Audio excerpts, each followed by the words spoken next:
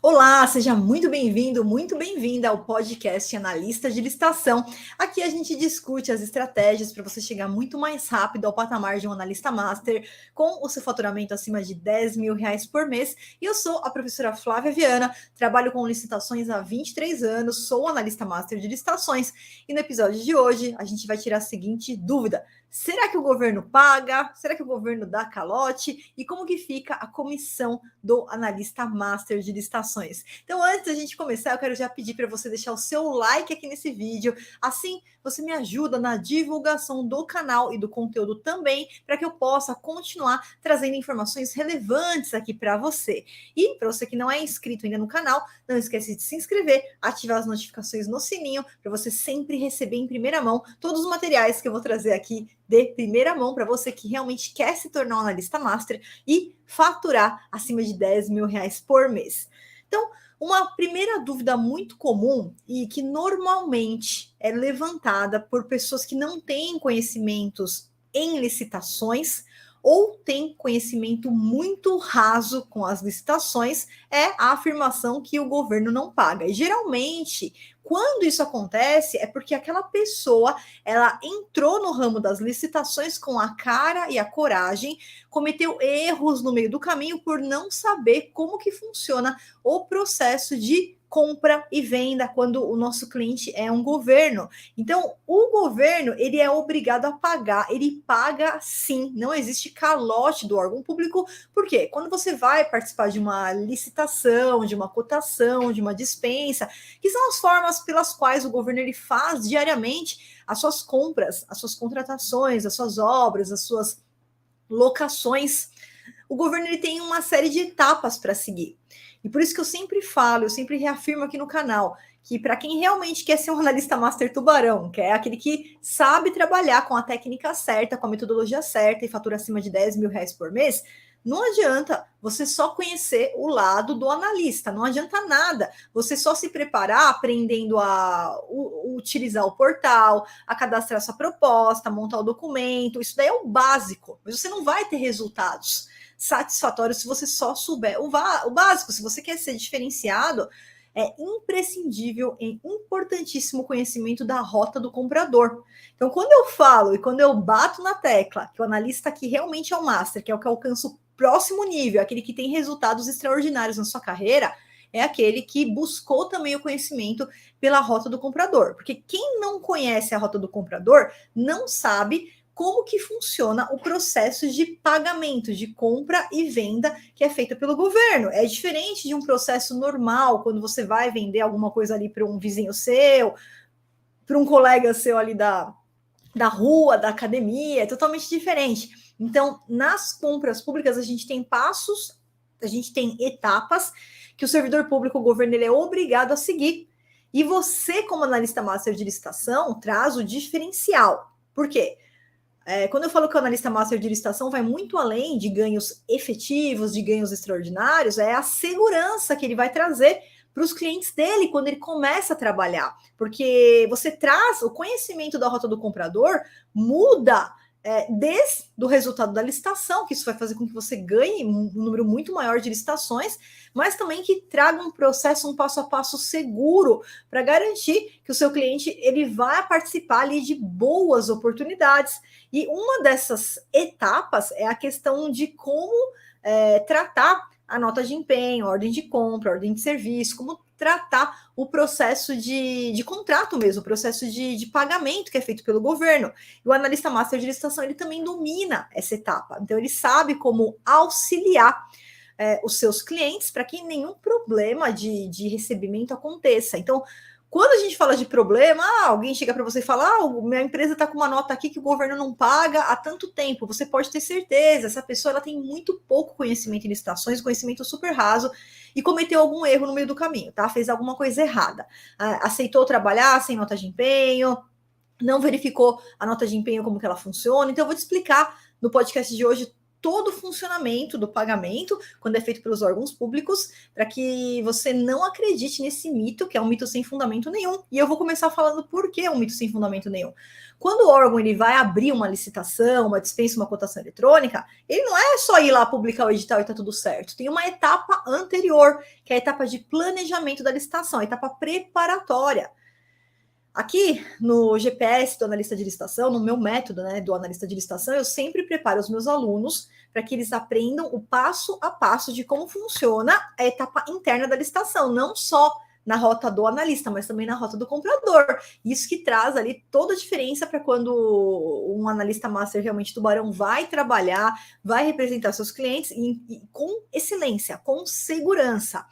E nessa etapa interna, tem uma série de leis que precisam ser seguidas. Então, nenhuma licitação, nenhuma cotação, nenhuma dispensa eletrônica, nenhuma contratação direta, nada, nenhuma compra, nenhuma contratação pode ser startada pelo ente público, pelo órgão público, sem que ele tenha o que a gente chama de previsão, né? Previsão lá na reserva orçamentária. Isso é, a lei orçamentária anual ali do órgão, ela tem que ter previsão. Se ele vai comprar um produto ou contratar um serviço, tem previsão que existe, a previsão, a indicação do orçamento que vai fazer jus ao pagamento de quem ganhar aquela licitação. Isso para iniciar a licitação, isso para startar a licitação. E esse processo ele passa também pela autorização da autoridade competente, então é sempre um processo que passa por uma mão dupla, passa pelo jurídico também, né?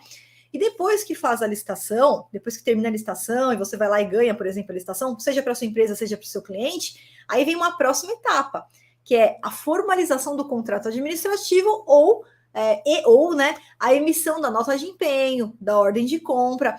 E esse instrumento, a nota de empenho, ou similar, tá, pessoal? Eu falo nota de empenho, mas tem órgão que trabalha com ordem de serviço, ordem de compra, é tudo a mesma coisa, tá? Na prática. É esse documento que diz o seguinte: olha, esse dinheiro aqui está reservado.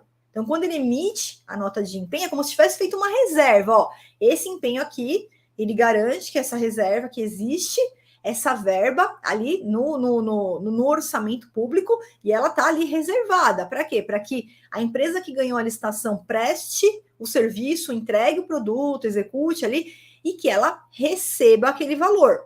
Então, aqui nós estamos falando de várias legislações que garantem o recebimento dos valores quando o nosso cliente é o governo, né? Então, quando você está participando de licitação aí para sua empresa, o seu cliente é o governo, e quando você participa de licitação representando outras empresas, o governo é cliente do seu cliente, tá? Que ele vai lá prestar um serviço e vai receber por isso.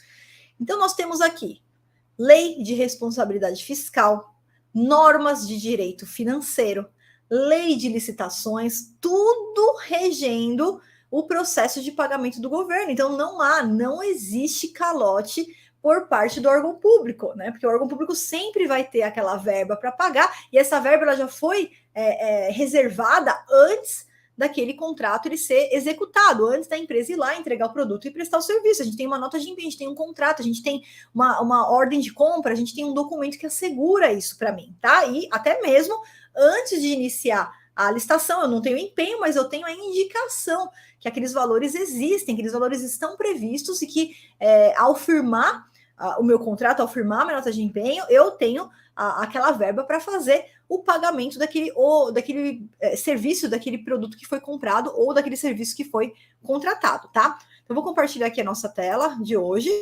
E o que eu quero mostrar para vocês? Bom, existe algum caso, tá? Que o governo, ele, de repente, atrasa o pagamento? Então, assim, né? Eu vou mostrar para vocês que existe toda uma legislação que regulamenta o prazo de pagamento do governo, e é lei. O governo tem que seguir. Se o servidor público não segue essa legislação, ele vai responder por isso, tá? E pensando nisso, inclusive, quando existe um atraso de pagamento, então, em tese, eu já vou te mostrar os artigos da lei, tá? Mas o governo, em tese, ele tem, em média, 30 dias para pagar, até 30 dias. Então, você ganhou a licitação, o seu cliente foi lá, né?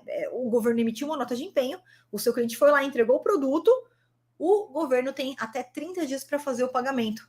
É um serviço continuado que vai se desenrolar por 12 meses, ele vai recebendo por etapas. Então, nesse mês, por exemplo, ele realizou uma parcela daquele serviço, ele vai receber relativo àquele mês. Mês que vem a mesma coisa. Ele realizou a segunda parcela daquele serviço, ele vai receber por aquele mês, tá?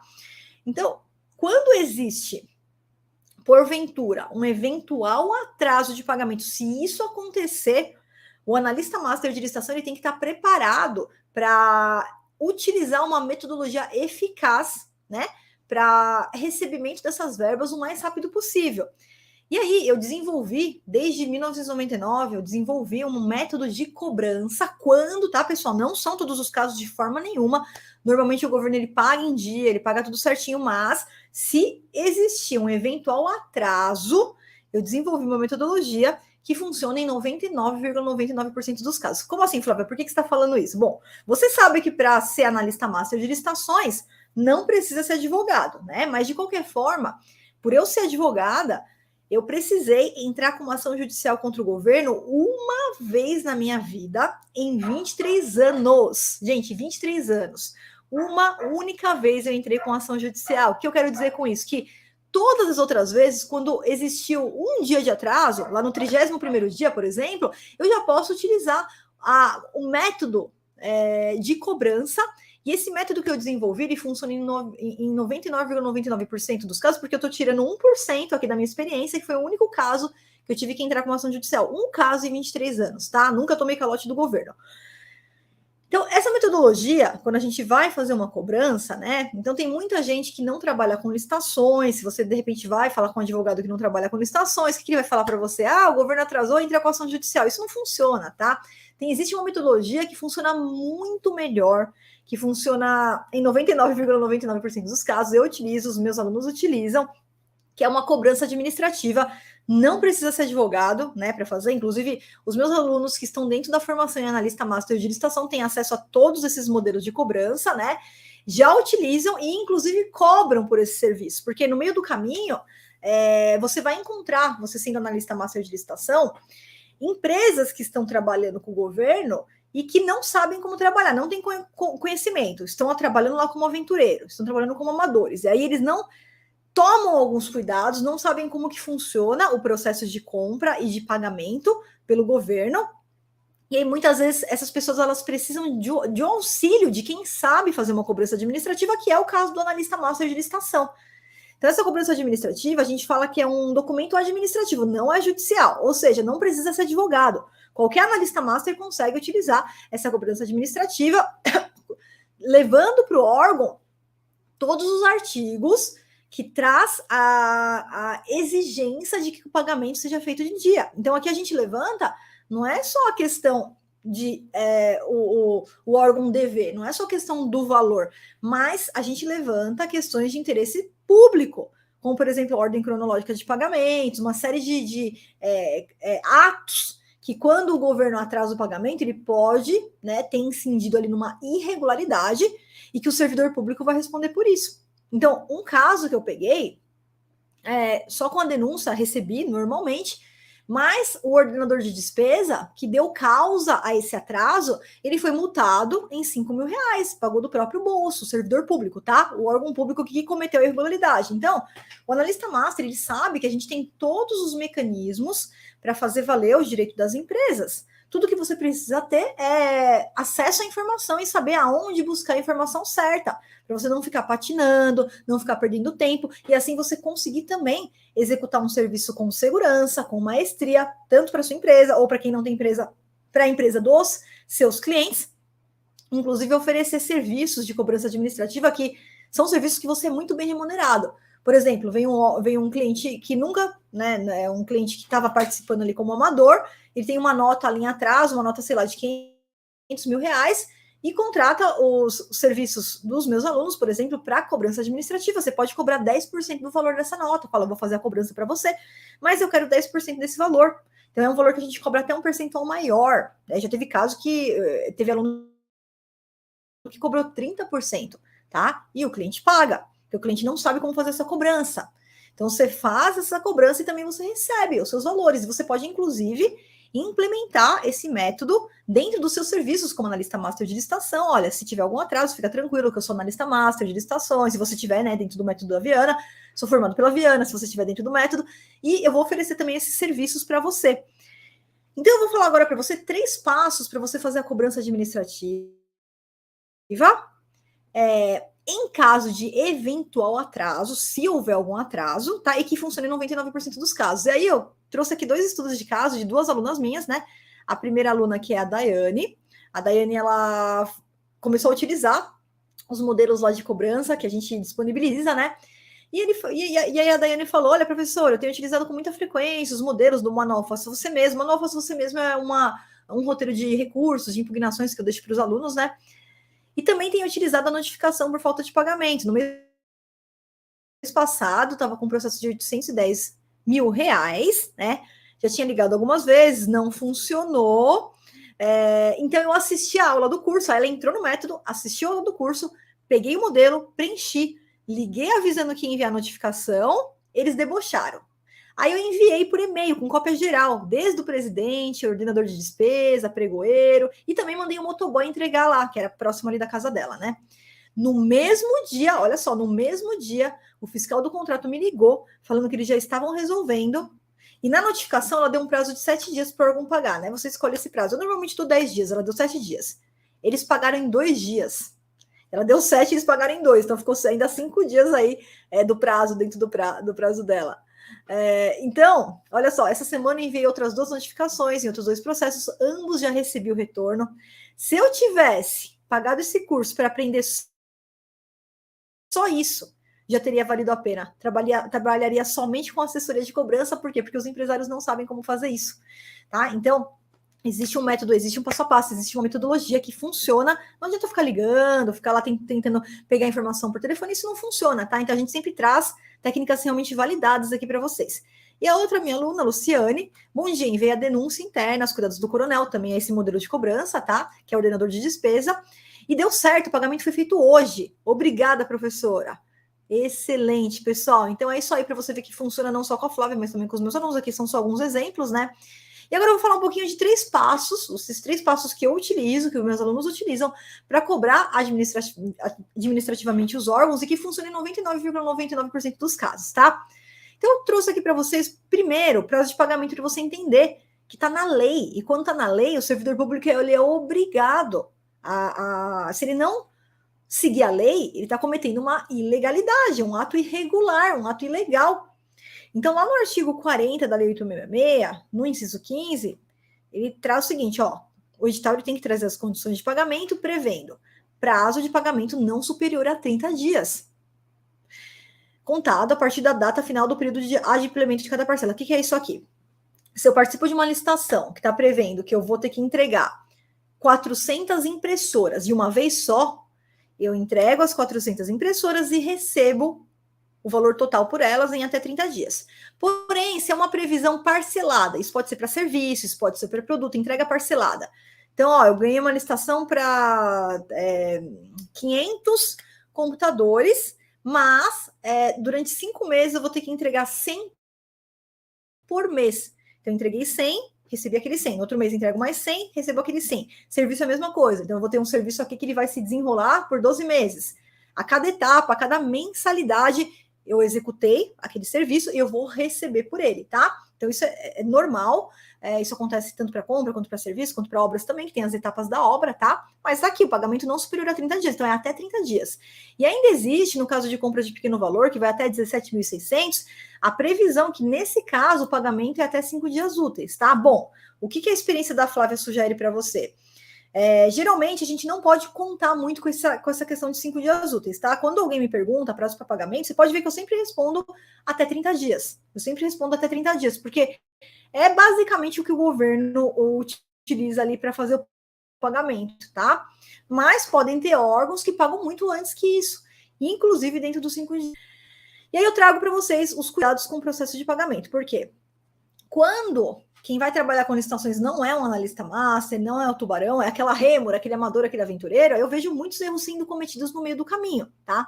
Então eu trouxe aqui alguns pontos que você tem que observar. Primeiro, Sempre quando você for prestar o serviço para o órgão público, entregar o produto ou o seu cliente, você tem que avisá-lo que essa nota de empenho ou similar, ordem de compra, ordem de serviço, ela tem que estar devidamente assinada. Então, o primeiro erro que eu vejo, que aí depois traz esse problema da pessoa vir falar, o governo não paga, aí você vai ver como que a pessoa está trabalhando, ela está trabalhando sem nota de empenho. Não pode. Ou pegou uma nota de empenho que não está nem assinada, é um papel em branco, não vale nada.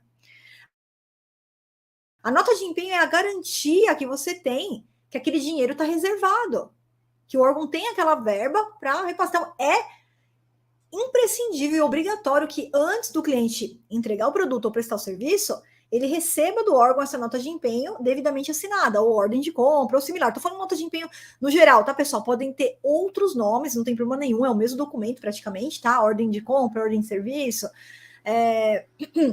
Então, nesse caso aqui, ela tem que estar assinada, não pode mandar uma nota em branco, ou muito pior, quem é aventureiro, quem é amador, vai lá e entrega o produto, presta o serviço sem antes receber, sem antes cobrar o empenho. Também não pode. Não preste o serviço. Isso daí, inclusive, tem legislação a esse respeito. O órgão ele não pode aceitar a entrega de um produto ou a execução de um serviço sem uma nota de empenho, porque seria uma despesa prévia sem o empenho que resguarda que aquilo vai ser pago, que aquilo lá foi separado. Então não pode, enquanto não recebe o empenho devidamente assinado, eu não vou fazer execução, eu vou fazer um protocolo, eu vou avisar o órgão público, tá? Eu tenho que ter um empenho para começar a iniciar a execução daquele contrato, tá? E agora vamos para os 3 passos para cobrar administrativamente e que funcionam em 99,99% dos casos, tá? Passo 1. E o passo 1 que eu trago aqui, geralmente, é alguns problemas burocráticos. Por que eu tô te falando que de 20% a 30% eu resolvo aqui? Atrasou o pagamento, tô no 31º dia. Gente, muitas vezes isso daqui não é nem atraso de pagamento. O órgão ele pegou o processo para pagar e com aquela correria do órgão público, que os servidores públicos eles têm muito trabalho, né? Acabou colocando na gaveta, ficou na gaveta lá, esqueceu. A gente também não esquece, a gente esquece até de tomar remédio, né? Então, 20% a 30% eu já resolvo aqui, ó. Que é você entrar em contato com o órgão e verificar, olha, tem esse processo, esse empenho aqui, era para ter sido pago até ontem, o que aconteceu? Aí, de repente, o órgão pega e fala, opa, é que tá faltando uma certidão aqui, você pode me mandar a sua certidão federal, a certidão trabalhista? Mandou, resolveu, pagou, acabou. Então, de 20% a 30%, você resolve aí, ó, até o órgão tá na gaveta, estava esperando a assinatura de alguém, não fica tranquilo, já estou mandando já para pagamento e pagam rapidamente, tá? Não é problema burocrático, tá tudo certo, realmente é atraso. Aí a gente vai para o passo 2, tá? E aqui, ó, a gente já consegue resolver a grande parte dos atrasos de pagamento rapidamente. Nós fazemos uma notificação administrativa, é enviado dentro do órgão público, foi o que a Luciane e a Daiane fez, foi o passo 2 das duas, tá? Passo 2, elas não precisaram ir para o passo 3, nos 2 estudos de casos que eu trouxe aqui para você. Então, você viu, a Daiane falou, eu mandei para o ordenador de despesa, eu mandei para o pregoeiro, eu mandei para a equipe de apoio, mandou para todo mundo que estava envolvido ali no processo dentro do órgão, né? Mandou por e-mail, mandou um protocolo lá pelo motoboy. E nesse modelo que a gente utiliza, a gente sempre levanta questões de direito público. Então, veja só, lei de licitações, normas de direito financeiro, lei de responsabilidade fiscal. Então, a gente traz... Será que a ordem cronológica de pagamento está sendo realmente respeitada? Porque se não tiver, é crime do servidor público. E ele vai ter que responder por isso. Será que a nota de empenho foi assinada sem ter a disponibilidade? E aí é responsabilidade funcional e criminal. Eu não posso assinar, o ordenador de despesa ele não pode assinar uma nota de empenho se não tinha a disponibilidade do dinheiro em caixa. Então veja só como não tem como você tomar calote de órgão público. Que tem talvez você esteja trabalhando sem uma metodologia, sem um método de cobrança, e você não sabe como cobrar, e sem um método a coisa fica complicada. Com um método, não é que é fácil, mas fica simples. E aí você garante os seus recebimentos. Flávia, não deu certo, e é muito difícil, tá, pessoal, ir para o 3º passo, são casos mais raros mesmo. Geralmente aqui no passo 2 a gente já resolve tudo, mais de 80%, tá, dos casos, né? Mais de 90%, desculpa, mais de 90% dos casos já resolve no passo 2. Flávia, não deu certo, mandei, ninguém respondeu. Aí a gente vai para o passo 3. Passo 3, 99% dos casos, já o restantezinho ali já resolve nesse passo 3. Não precisa de ação judicial, eu te disse. Em 23 anos, uma única ação judicial que eu precisei. Uma única, tá? Qual que é o passo 3? A gente manda denúncias para os órgãos de controle, tá? Ué, Flávia, mas e se tiver aqui algum advogado de plantão antes de criticar?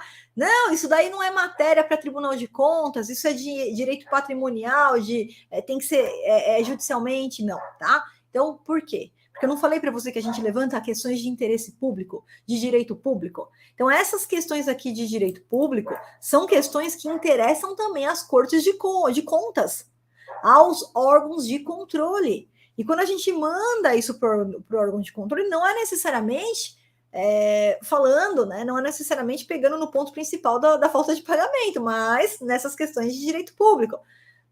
E aí o órgão de controle ele é obrigado a dar uma olhada, ver se está tudo certo. Só o fato do órgão de controle entrar em contato com o órgão público, esse pagamento já vem, ó, muito rapidamente. E até acontece, muitas vezes, do órgão, ele vai lá e ele paga rápido e começa a ligar desesperado para mim, para o meu aluno que fez isso daí. Por favor, dá para você tirar a denúncia? Não dá para tirar a denúncia. E isso já aviso antes. Uma vez que eu startei a denúncia, não tem como voltar atrás.